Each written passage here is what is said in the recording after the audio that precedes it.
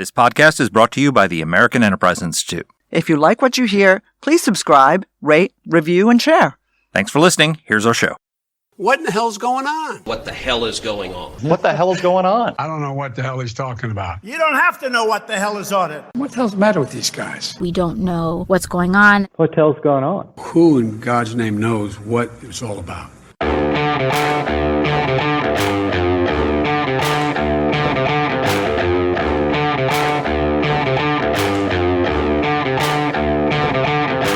Hi, I'm Danielle Pletka. And I'm Mark Thiessen. Welcome to our podcast, What the Hell is Going On? Mark, what are the Bidens doing now? Well, we did our episode on the Trump indictment, and so now we're turning to the Biden crime family, as some have called it. And I say that in quotation marks, but actually, based on what our guest tells us today, it's a pretty good description. Hunter Biden has been indicted on misdemeanor charges of tax evasion. We have, at the same time that indictment was announced, which everyone on the right has said is a sweetheart deal, we have a IRS Criminal Division whistleblower named Gary Shapley. The House Ways and Means Committee released testimony that he gave, hours and hours of testimony, where he laid out in great detail the efforts inside the Department of Justice to downplay this, to hinder the investigation, to basically let Hunter Biden and the Biden family off scot-free. Some of the stuff in this thing is stunning. Can I just read you the WhatsApp? This is a WhatsApp message from Hunter Biden to Henry Zhao, who is a Communist Party official, an official with CFC China Energy. This is a company that paid Hunter Biden $5 million, and he wants more. And this is what he writes. This is an exact quote from Hunter Biden. "I am sitting here with my father, and we would like to understand why the commitment made has not been filled.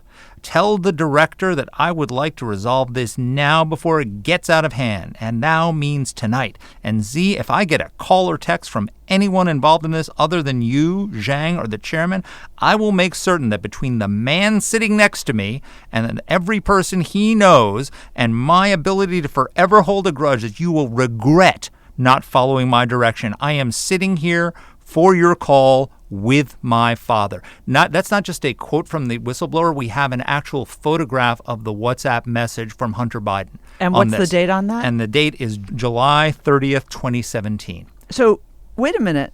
This is 1 year out of office, basically, for the Biden administration? Yes.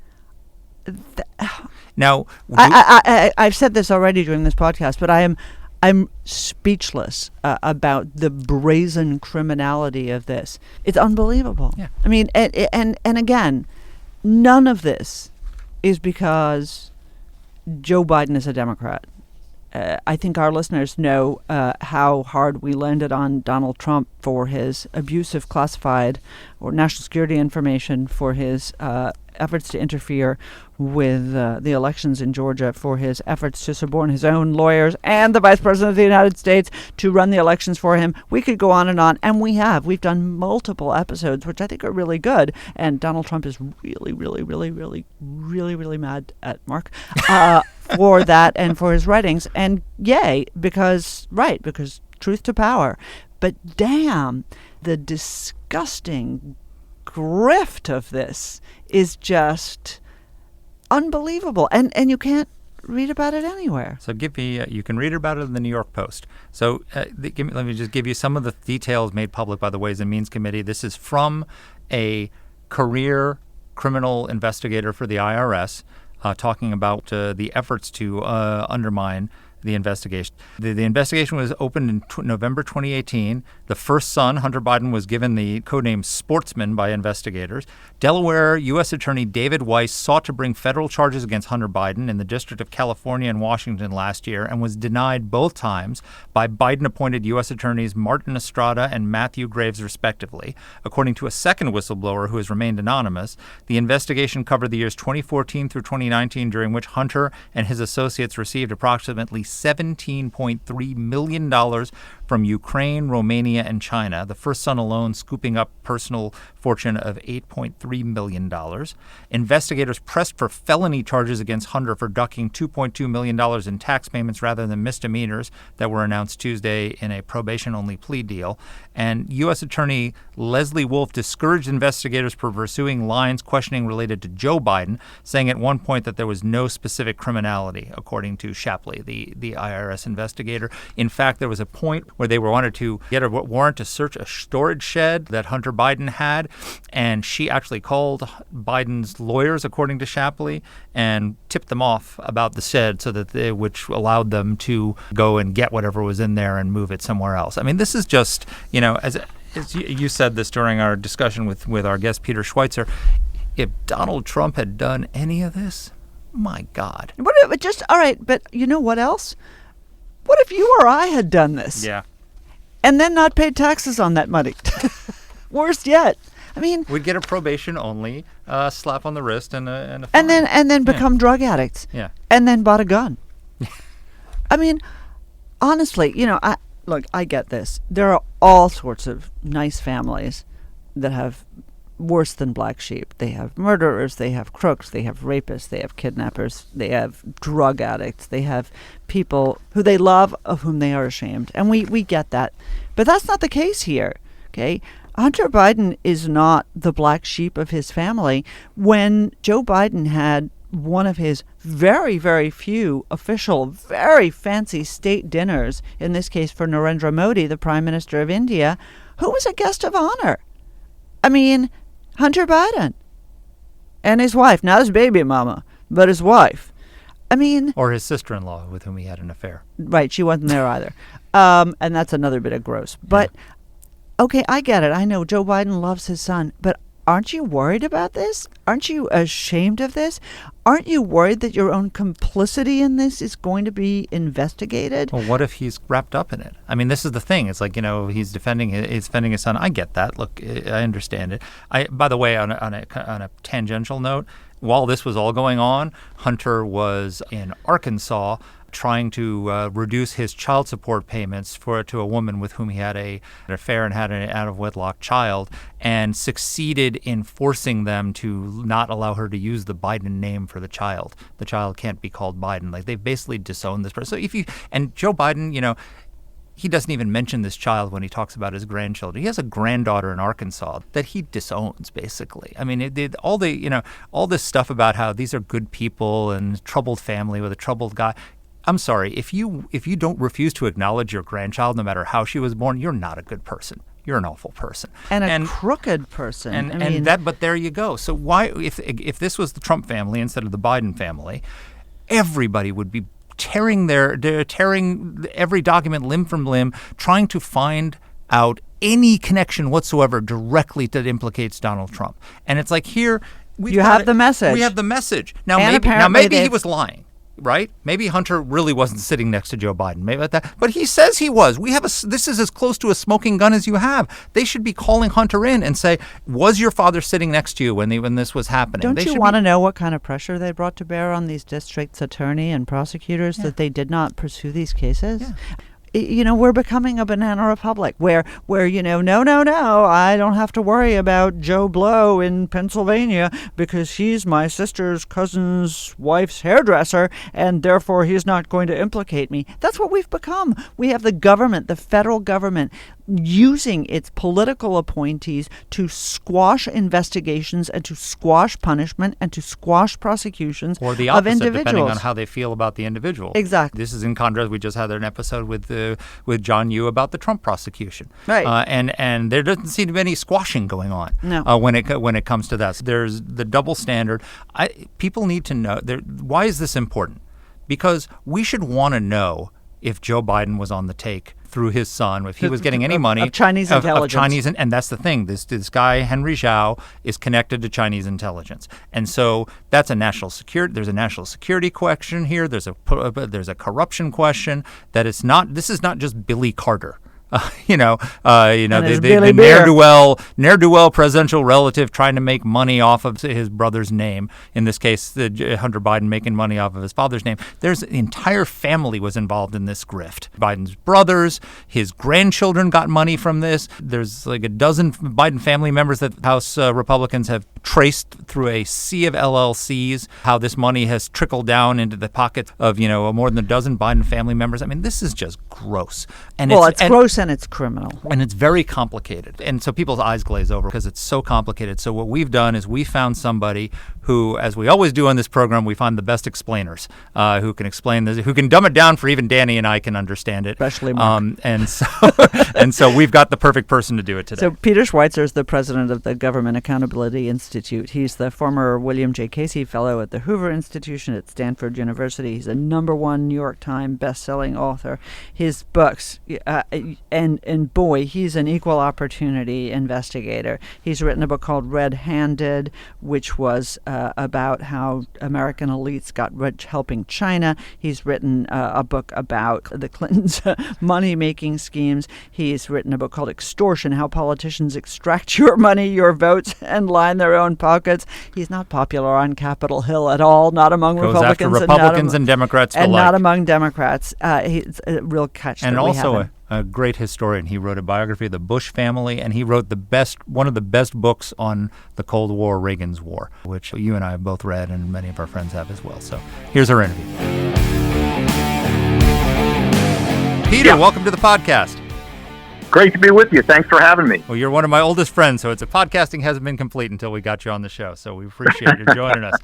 So thank you. You are the world's leading expert on corruption, and particularly corruption as relates to China. We've just had this IRS whistleblower named Gary Shapley who testified before the House Ways and Means Committee, and they've released his testimony, and it is just groundbreaking. Tell us a little bit first, who is Shapley, and what did we learn from this testimony? Well, I'd say, first of all, this is sort of a quintessentially American story, right? You have a couple of guys that are investigators for the IRS, decorated senior officials. You have some FBI whistleblowers out there.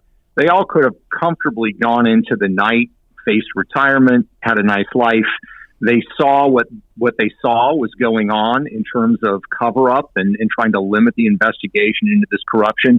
And they've stepped forward. And essentially what they've said is that there was ample evidence presented for felony charges for tax evasion involving Hunter Biden, for charges under the Foreign Agents Registration Act for FARA, and a myriad of other things that the U.S. attorney up in Delaware, who was appointed by Donald Trump, part of a grand jury launched in 2018 to look into Hunter Biden and the Biden family's financial dealings, that investigation was essentially limited by the Department of Justice. They were not allowed to bring charges in different venues outside of Delaware, according to the whistleblowers. And also, there were limitations on their ability to actually collect information. So it's pretty stunning, and I think it's now going to be incumbent upon Congress to call some of these people before the committee under oath to explain exactly what is going on. So one of the stunning revelations in this whistleblower testimony, because, Joe Biden has repeatedly said, I never talked to my son about his business dealings. I've never talked to my son. I had nothing to do with any of this. And it turns out that there was a WhatsApp message from Hunter Biden to a Chinese Communist Party official from CFC Energy, China Energy, basically saying, I'm sitting here with my dad, and you better give us what we want. And he mentions his dad like 3 times in this text message. Tell us about this. What is CFC Energy? Who is Henry Zhao, this guy he's talking to, and what's going on with this text message? Yeah, this is very interesting because Henry Zhao is a Communist Party member. He's an investment guy, but he's also, and this is really important, I think, in all of these Hunter Biden deals in China, he also has very close ties to the highest levels of Chinese intelligence. So, for example, in 2015, he transferred $5 million to Hunter Biden. So the WhatsApp message you're talking about is actually after he had already sent Hunter $5 million.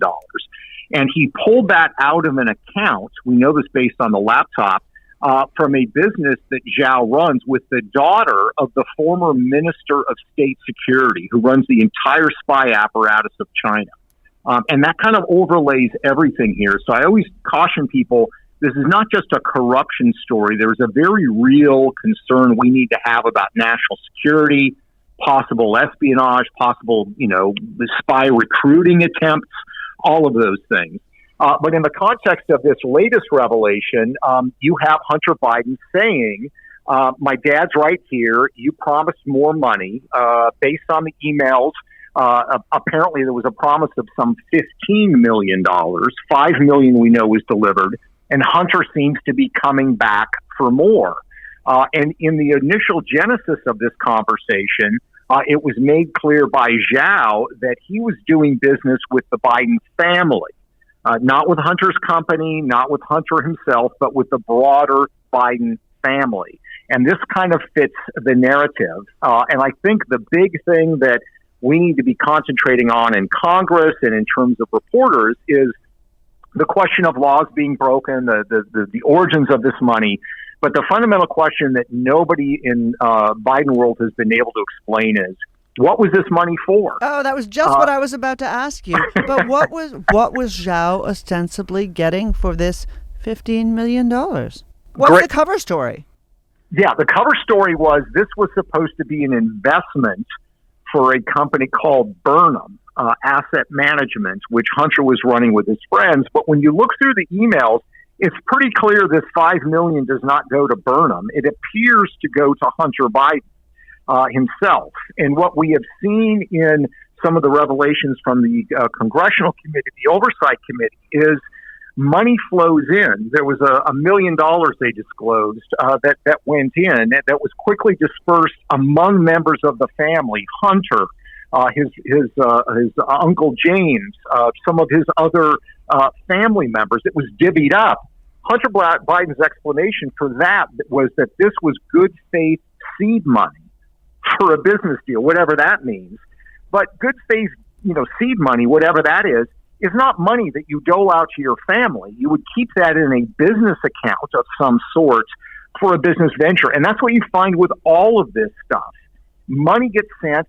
If you look at the laptop, it's some $31 million that Hunter Biden collects from basically 4 Chinese businessmen. Every single one of them is, good faith seed money. It's an investment, but it doesn't end up being invested in anything. It ends up circulating through the Biden family. And that's what I think we need to be focused on, because these individuals are not sending money with no expectations of something in return. They're clearly expecting, and I would argue, getting something in exchange for this money. What are they getting? I think they're getting a couple of things. People want to know what is the quid pro quo. And corruption works that way, of course. I give you money, and in return, you give me something else. But honestly, corruption can also work on what you would call a retainer agreement, right? Where it's not a specific ask, but you have established a financial tie in a relationship with the expectation of beneficial treatment. And I would argue, if you look at when Joe Biden and the family's deals started with China going back to 2013, the posture that Joe Biden has assumed towards China has softened remarkably during that time period.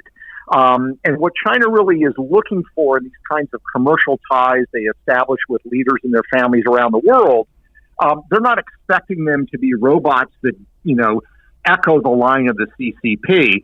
They have a phrase for it. The phrase is they're looking for big help with a little bad mouth. So in other words, if you help them on the things that matter to them, which is generally, giving them good access to technology, good access to capital markets, you don't do a lot in the tariff space. If you want to ding them for the Uyghurs, if you want to, as Joe Biden did recently, call them a dictator, they'll pretend to be upset and offended, but you're giving them the main things that they want. And I would argue that that's essentially what Joe Biden has done. So you mentioned the quid pro quo. I remember a few years ago when Democrats were really, really interested in finding the quid pro quo when it came to Ukraine and Trump. But apparently they're not so interested in finding the quid pro quo today. But some people will dismiss all this and say, look, this is what happens in Washington, right? Jimmy Carter, was president and Billy Carter was doing deals with dictators. There's always the corrupt presidential relative who's cashing in on the president or vice president's name. What's the difference between this and Billy Carter and just, basically just influence peddling? That's a great question. I would argue it's quite different on a couple levels. First of all, it's systematic. Joe Biden became vice president of the United States in January of 2009. He was sworn in. Within 4 months, Hunter Biden sets up this quote-unquote international financial business, something that he has had no experience with. His brother James, that would be Joe Biden's brother James, establishes various financial entities. His other brother, Frank, establishes entities and starts doing deals in places like Costa Rica, where he's meeting with the Costa Rican president for solar energy projects, an area which he has no experience. I have never seen a family operate in such a systematic fashion. That's the first thing that I would say. Even the second thing, even the Clintons, great question, but I would say even the Clintons, because the Clintons at least tried to mask it through speaking fees and through the foundation. In this particular case, it is running through a collection of LLCs. This is the other thing that makes it, I think, very interesting, too, is the efforts that the family is going through to conceal the receipt of this money. Part of it, of course, is, as I said, they sort of wrap it up as a good faith seed money or investment in a joint venture that never happens. But the family collects dozens of LLCs and runs the money through a series of those LLCs, which, in common parlance, is effectively trying to launder money. You're trying to hide the source of the funds. Billy Carter never did anything like that. Yeah, Billy Carter sent an invoice, right? I mean, if you're doing stuff that's up, I'm delivering some useful service for you. You send the company an invoice, they send you money, and boom, you can say I provided a service. You may not like it, but that's what I did. You don't set up a chain of LLCs to launder it. Exactly. And the third thing I would say is who they're actually doing the deals with. And again, I talk about this at length in the book.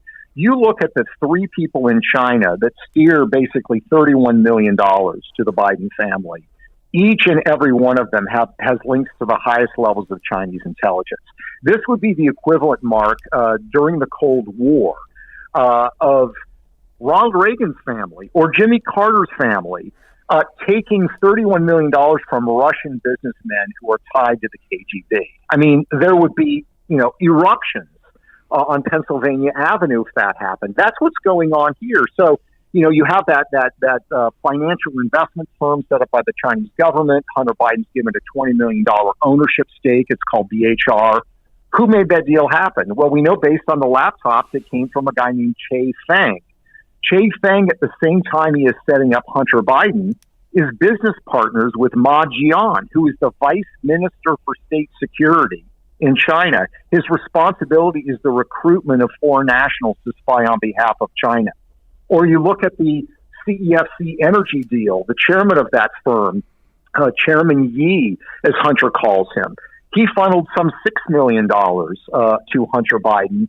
Yi, before he took this job to help to run this energy concern, which, by the way, grew out of military officers with the PLA General Staff, his job right before this was running an organization that is widely recognized by Western government as a front for Chinese military intelligence.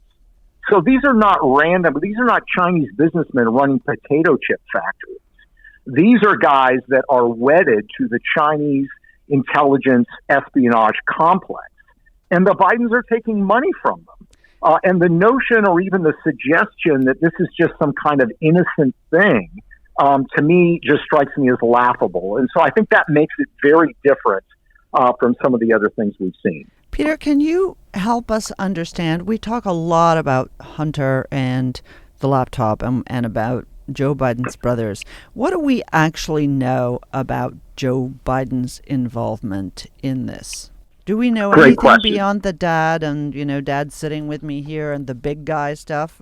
Could you talk about it? Yes. No, great question. So we know, despite Joe Biden's initial claims when the story came out, he said, I've never met with any of his business partners. He continues to insist on that.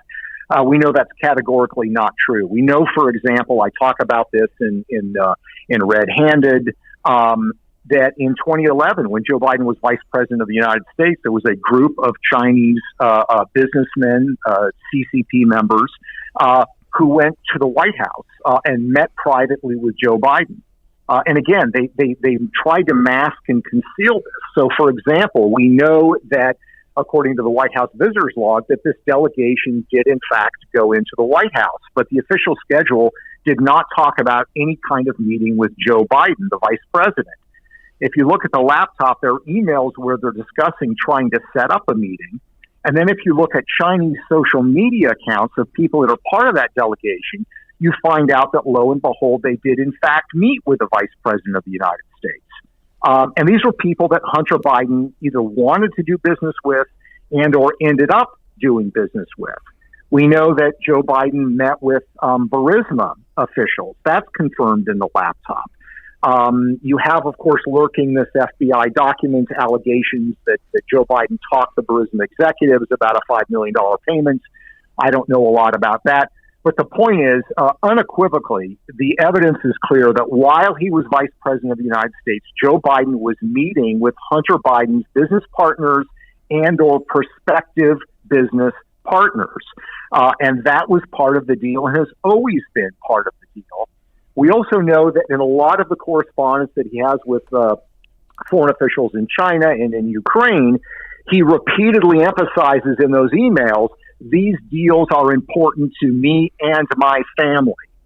He's clearly, I think, tipping his hat to the fact that his father wants this deal to happen. So I think the notion that Joe Biden didn't know about these deals, that he played no role, is just simply not supported by the evidence. I think the evidence is pretty overwhelming. Senator Grassley said that there are a bunch of recordings by the head of Burisma, I believe it is, right? Of his conversations with Hunter Biden and also apparently with their recordings of Joe Biden. What do we know about that? So we know that a source that is highly respected by the FBI had paid this source, I think it was $200,000 over the last decade for various tips. In 2020 came in and said that they had a conversation with the former head of Burisma, a gentleman who I now believe is probably living in Monaco. And it's interesting, by the way, this is kind of a executive who is pro-Russian. He's not a pro-Western Ukrainian. He's pro-Russian.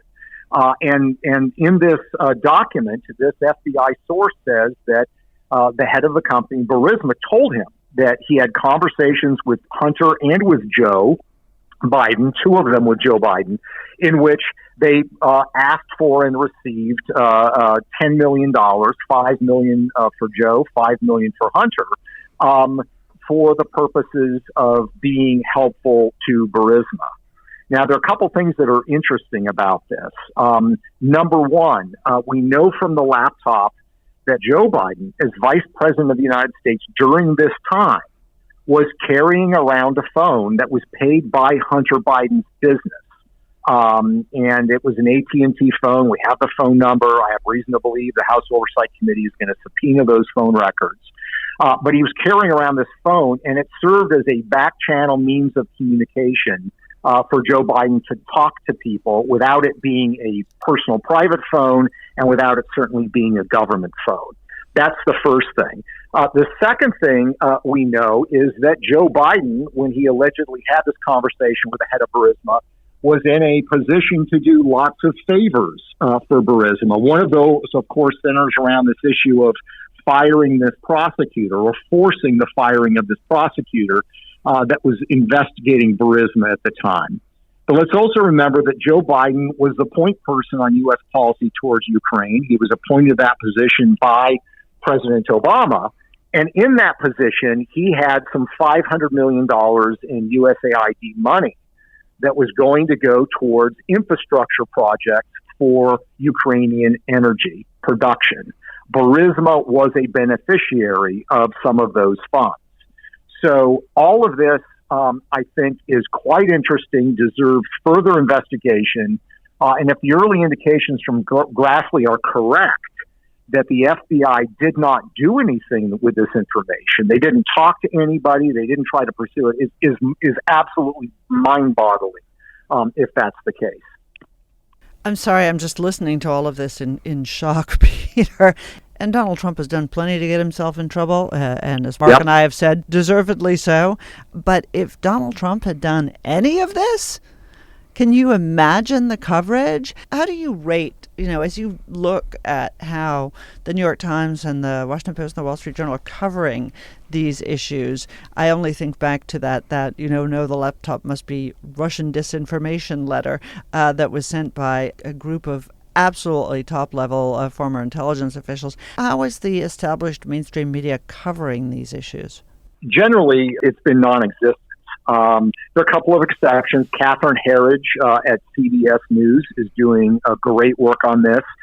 She has a great story out on these whistleblowers that's detailed, that's unequivocal.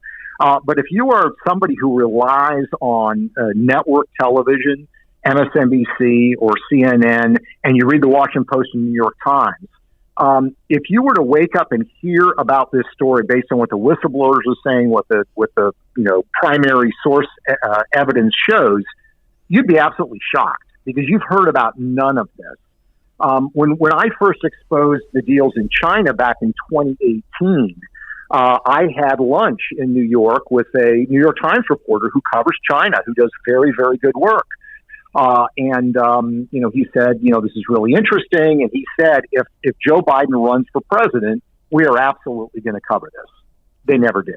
Of course. So this is an enormous problem. And if you look at the approval ratings of various institutions in America, one of the lowest, if not the lowest, is the news media. It's now below Congress based on the last few results. And I think part of that is the fact that people recognize they're not even trying anymore to cover the most important stories and even spin them. They're just ignoring them. And I think that is ultimately to their detriment and, of course, to the detriment of the country.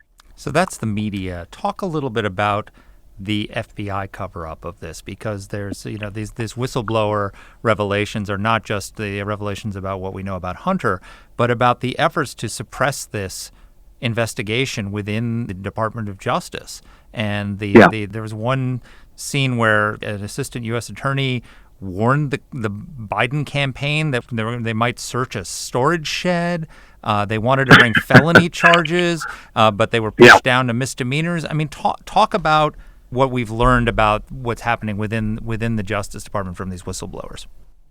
Yeah, I mean, a couple of really, I think, shocking things come through. Number one, that there were efforts to simply obtain information as part of a criminal investigation, right? You issue subpoenas, you issue search warrants. These experienced investigators with the IRS suggested, look, he's got this storage facility. He's probably got records there. We need to get it. A Justice Department official said, you probably have grounds, but there's no way that's ever going to be issued. In another case, they pressed the possibility of a search warrant for something on Joe Biden's personal home, which is where Hunter Biden spends a lot of time. It came back. Again, that's not likely to be something that's going to happen. The IRS agents pressed the matter. And at that point, the Justice Department official called Hunter Biden's lawyer and said, we may be issuing a search warrant. In other words, tipping off the subject of the search warrant through their lawyer that this was going to happen. This is stunning stuff.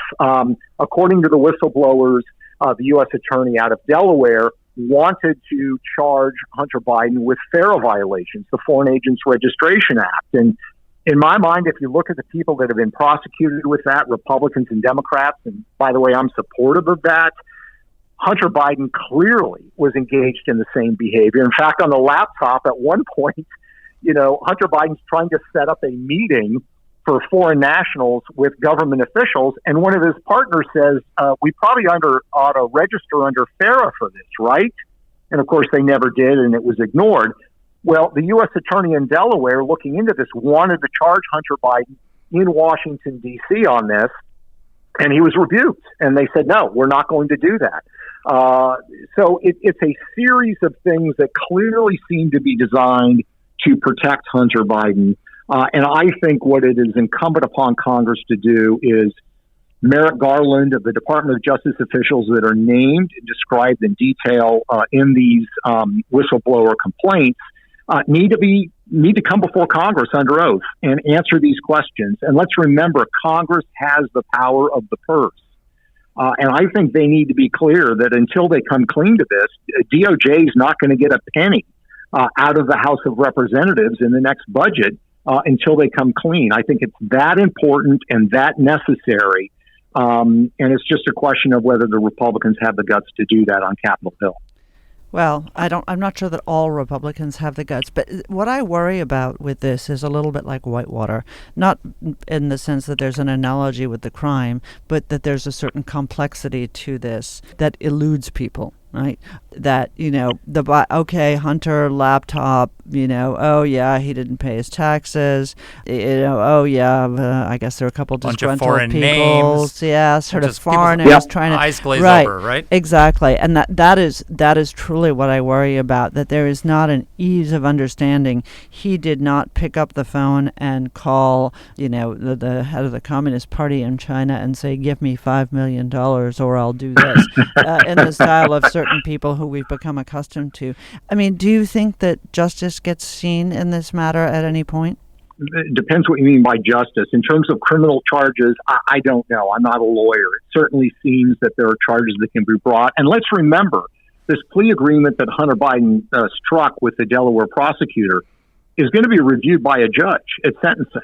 The judge can reject that. If the judge, and I believe the judge in this case is a Trump appointee, the judge can look at this and say, in light of what I am reading from these whistleblowers, I'm rejecting this plea agreement.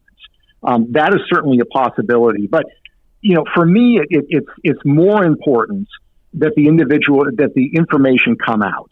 Certainly you want, whatever laws were violated to be.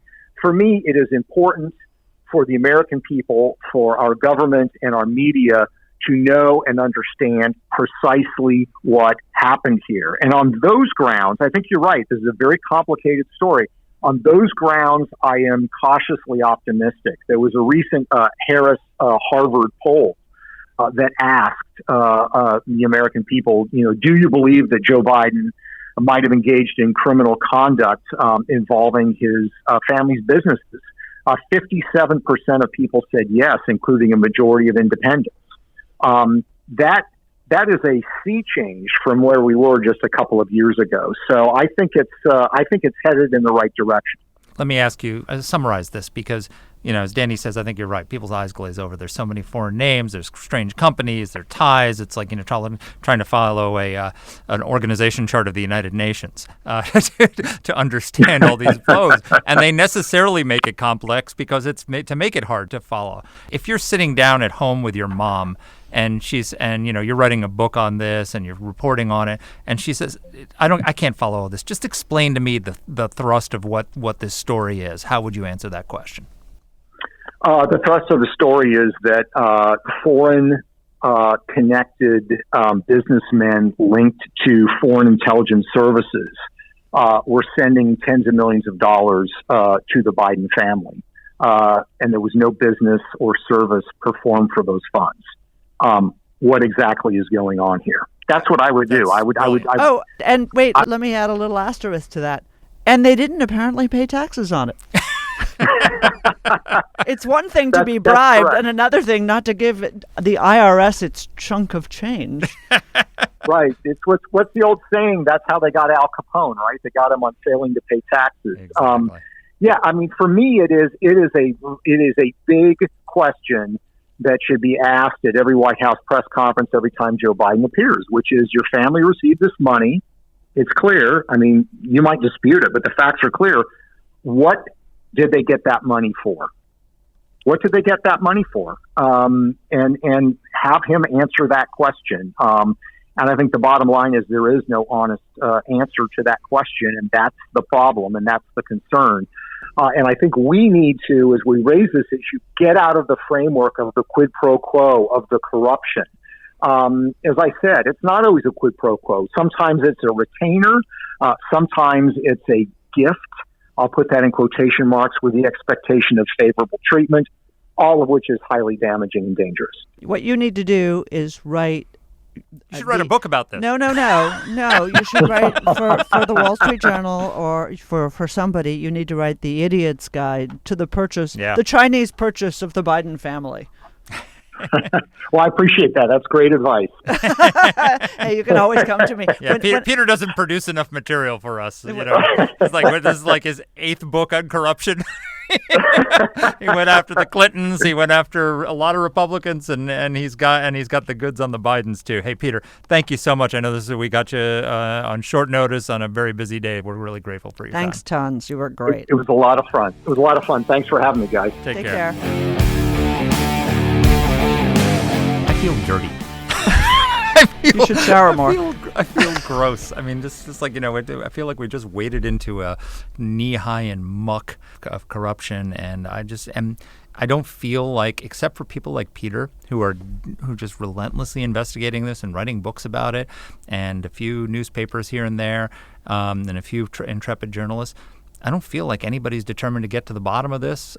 Thank God Congress is holding their feet to the fire. This is the collapse of journalism, and that's really, we've been talking about the Bidens today, and this has become a theme. It is that, and I actually have talked to journalist friends of mine, who agree entirely about this. Journalists no longer see themselves as muckrakers. They no longer see themselves as avatars of truth. They see themselves as on a political mission.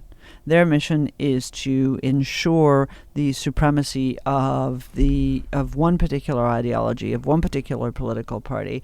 And you see this when you go to journalism schools and you talk to people. They're not learning anymore about how to write articles or how to frame a lead, or how they are learning about how to educate the public about what they need to understand. And that's it. It is a part of our democracy that is in shocking decline and that nobody seems to care about. So just to put numbers to that sentiment you just had, according to a Pew Research Center survey published recently, 76% of Americans believe the media should strive to give equal coverage to all sides of an issue, but 55% majority of journalists disagree. The disdain for even-hand reporting is even worse among younger journalists, those left-wing outlets. 63% of reporters aged 18 to 29 say both sides do not deserve equal coverage, as do 69% of journalists who say their outlet's audience leans left. By contrast, 57% of reporters who say their outlet has right-leaning audience think the profession should strive for equal coverage. There's just a collapse in the journalistic ethics and integrity, and there's a collapse in trust in the media. The polls show that more Americans who think that our democracy is under threat think that it's under threat from the media than think it's under threat from Donald Trump. And yet this isn't a cause of concern. Yeah. This is not a cause of concern in the halls of journalistic power. This is not a cause of concern at the top newspapers in the country, not at the top cable networks in the country. And you know something? If people started thinking that that the work that think tanks did was garbage, we would be up in arms here. Yeah. We would be beside ourselves, worried about about our currency. About our currency. This is your coin. This is your work. This is your honor. Right? This is your integrity that people believe has been corrupted, and yet there's absolutely no alarms in the halls of journalistic power. You know, this Hunter Biden story, yes, it's complicated. Yes, the Biden story is difficult. Yes, a lot of Chinese names are involved, and it's not easy to get them straight. I understand that. But at the end of the day, this is a story about such brazen corruption that, and he's gotten away with it. He's gotten away, and he's getting away with it. And Hunter Biden's definitely getting away with it because he's going to plead to a misdemeanor. Peter raised the question that the judge can throw out the plea deal. Let's hope he does. And the other thing is, Peter suggested that some of these Justice Department officials need to get called up to Congress to testify. I think now that if this plea deal is taken and Hunter Biden's no longer faces legal jeopardy, he ought to be called up to testify before Capitol Hill. They should read him that email and say, was your father in fact sitting next to you? Get the documentation. We should have, remember how they were so desperate to get Donald Trump's tax returns? Yeah. Right? They were so desperate to get Donald Trump's tax returns. I would think that they would be just as desperate to find out whether there's any trail of money going between Hunter Biden and his father. If Hunter gave his father a dime, when you're getting tens of millions of dollars from China and Russia and corrupt dictators around the world, then that money, you can't say, it just happened to be. It's not that money. We need to get to the bottom of this. So, this question about Biden's tax returns, Newsweek explains it all away from us. Well, yeah, the Bidens earned $10 million, but he wrote a book and he was giving speeches, and it's not at all unusual. In fact, there are a lot of politicians, Newsweek tells us, that make even more from their books and speeches. So why are we even worried about that $10 million? That's just so weird. It's so ridiculous of us. I mean, we have journalistic outlets. Now, admittedly, Newsweek was sold for $1, I think, so it's not exactly a serious journalistic outlet. But why are we asking these questions? We have them actually running cover for the Bidens. Yeah. And we've got to get to the bottom of this. We've got to get to the bottom of what happened. Two things we have to get to the bottom of. One, what happened? Did Joe Biden take any of this money, and is he in any way compromised by it? And second of all, we got to get to the bottom of this double standard of justice. You compare the sweetheart deal that Hunter Biden got here when we know that the prosecutors, U.S. attorney wanted for felony charges, and that was overruled. Compare that to the Trump indictment. And then also the Durham report, which detailed not just the fact that the Russia collusion investigation should have never happened, but has a whole section on the disparate treatment of the Clintons and the investigation of the Clinton Foundation. It's like no matter what happens, it's like Democrats get off and Republicans get investigated, and Republicans get indicted and Democrats don't get indicted, and they want us to believe it's just a coincidence. And most Americans aren't buying it, and I'm not buying it. And we need to get answers. Totally agree. Folks, thanks for listening. We'll see you next week. Take care. Let us know what topics you'd like us to cover. You can get in touch with the show by emailing us at whatthehell@aei.org. Or you can reach us on Twitter. I'm at @dpletka. And I'm at Mark Thiessen. That's Mark with a C. Please rate and review the podcast. If you like the show, please subscribe, share it, comment on Apple Podcasts, or wherever you're listening to this. Thanks for listening.